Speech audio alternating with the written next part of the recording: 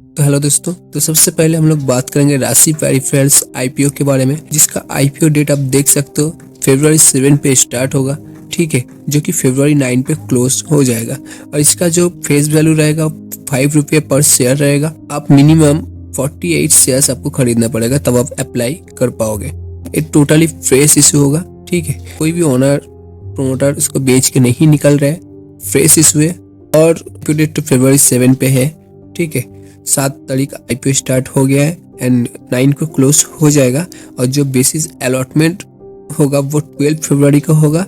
जिनका अप्लाई नहीं होगा उनका पैसा रिफंड 13 फरवरी को हो जाएगा। जिनका एप्लीकेशन कंफर्म हो जाएगा उनका डीमैट अकाउंट में शेयर्स क्रेडिट हो जाएगा, वो भी 13 फरवरी को ही क्रेडिट हो जाएगा डीमैट अकाउंट में। लिस्टिंग डेट आप देख सकते हो, कंपनी 14 फरवरी को लिस्टिंग हो जाएगा एनएससी एंड बीएससी दोनों में। 9 फरवरी लास्ट आप 5 PM तक, शाम के 5 बजे तक आप लास्ट यूपीआई मैंडेट कन्फर्मेशन कर सकते हो। और अगर आप मिनिमम रिटेल का अलॉटमेंट देखो 48 शेयर्स आपको बाय करना पड़ेगा, जिसका अमाउंट होगा 14,928 रुपीज। और maximum retail investor 624 shares buy कर सकता है, जिसका अमाउंट होगा 1,94,000।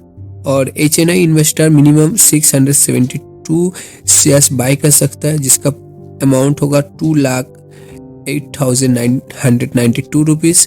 और HNI मैक्सिमम 3,168 शेयर्स बाय कर सकता है, जिसका अमाउंट होगा 1,85,248 रुपीज। कंपनी का अगर अभी प्रोमोटर होल्डिंग देखोगे 89.65% का दिख रहा है, लिस्टेड होने के बाद 63.41% का हो जाएगा। कंपनी का एसेट देख सकते हो, अच्छा ग्रोथ दिख रहा है एसेट में। 2022 में 2,669 करोड़ का एसेट था, वो बढ़ के अभी 4,000 करोड़ का हो गया है। रेवेन्यू में अच्छा ग्रोथ दिख रहा था, 5,900 करोड़ के रेवेन्यू को 2021 से लेके 2023 के मार्च तक काफी अच्छे से ग्रो किया है। 2023 के सितंबर में रेवेन्यू पे थोड़ा गिरावट दिख रहा है, एक बात है, ठीक है, रेवेन्यू पे गिरावट दिख रहा है। लेकिन नेटवर्थ में आप देख सकते हो, नेटवर्थ को काफी अच्छे 2021 से लेके अभी तक काफी अच्छे से ग्रो किया है कंपनी ने, तो नेटवर्थ में ग्रोथ दिख रहा है। और एक बात, कंपनी के पास रिजर्व 686 करोड़ का रिजर्व है, लेकिन उसके ऊपर 1,395 करोड़ का डेट दिख रहा है। एक रिस्क फैक्टर है, आपको बता दे, कंपनी के ऊपर डेट दिख रहा है। कंपनी का आरओई देख सकते हो 19.33% का आरओई दिख रहा है, और आरओसी 14.21% का दिख रहा है, ठीक है। लेकिन आपको जैसे बोला, कंपनी के ऊपर डेट है 1.53 का डेट टू इक्विटी दिख रहा है। और नेटवर्थ में भी 17.60% का ग्रोथ दिख रहा है, काफी अच्छी बात है। और कंपनी का जो जीएमपी ग्रोथ देखोगे, एक्सपेक्टेशन है कंपनी के ऊपर आज 7 फरवरी को, आज के दिन 25.4% का ग्रोथ एक्सपेक्टेशन किया जा रहा है लिस्टिंग के बाद।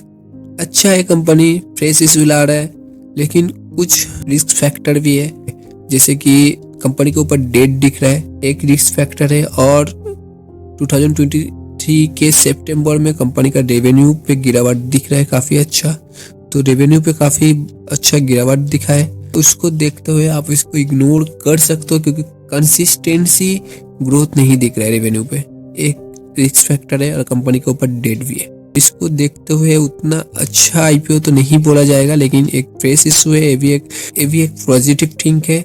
और 25.4% का ग्रोथ एक्सपेक्ट किया जा रहा है लिस्टिंग के बाद, तो इसको फॉलो रखते हुए आप अपने रीडर पे रख सकते हो। लेकिन मैं तो कहूँगा कि आप इसको अवॉइड कर सकते हो, उतना अच्छा ग्रोथ आपको नहीं मिलेगा जितना अच्छा आपको BLS ई-कॉमर्स में मिला था, ठीक है, BLS की आईपीओ पे मिला था। मैं उसके ऊपर वीडियो भी बनाया था, उसको कहा था कि उसको बाय कर लीजिए, आपको 100% का ग्रोथ मिलेगा। तो जिन्होंने भी मेरा वीडियो देख के अप्लाई किया था, उन्हें 100% का रिटर्न शायद मिल गया होगा। तो अगर आपको उस वीडियो के ऊपर जानकारी चाहिए तो उस वीडियो का लिंक मैं डिस्क्रिप्शन में दे दूंगा, तो आप वीडियो को डायरेक्टली देख सकते हो।